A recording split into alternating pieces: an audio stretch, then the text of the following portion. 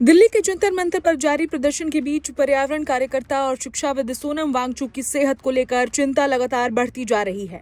उनकी अनिश्चितकालीन भूख हड़ताल अब 15वें दिन में पहुंच चुकी है और आंदोलन से जुड़े लोगों का दावा है कि इस दौरान उनका करीब 7.8 किलोग्राम वजन कम हो चुका है और उनका ब्लड प्रेशर भी सामान्य से नीचे चला गया है।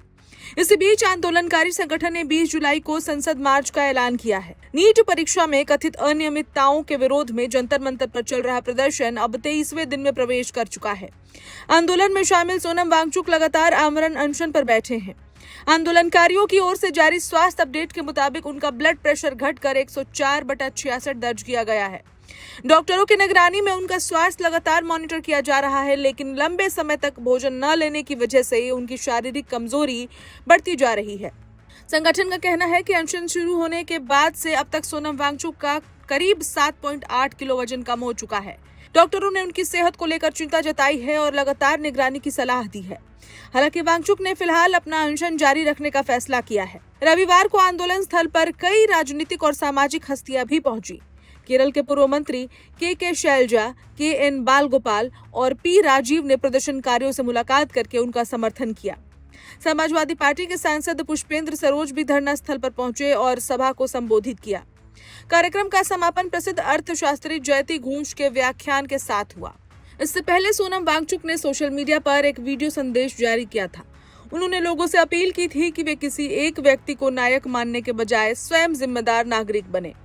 वांगचुक ने कहा कि वो न तो कोई आधुनिक गांधी हैं और न ही किसी तरह के हीरो। उन्होंने कहा कि लोकतंत्र में बदलाव तभी संभव है जब हर नागरिक अपनी जिम्मेदारी समझे और शांतिपूर्ण तरीके से अपनी आवाज उठाए।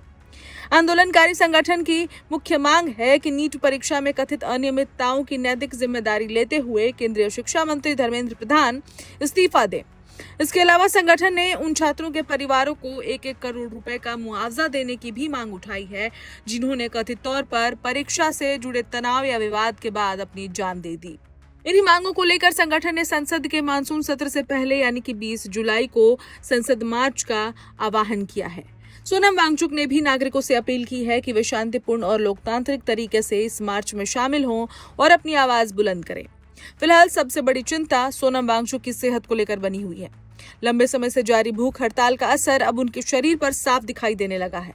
डॉक्टर लगातार स्वास्थ्य पर नजर रखे हुए हैं, जबकि समर्थक उनके जल्द स्वस्थ होने की कामना कर रहे हैं।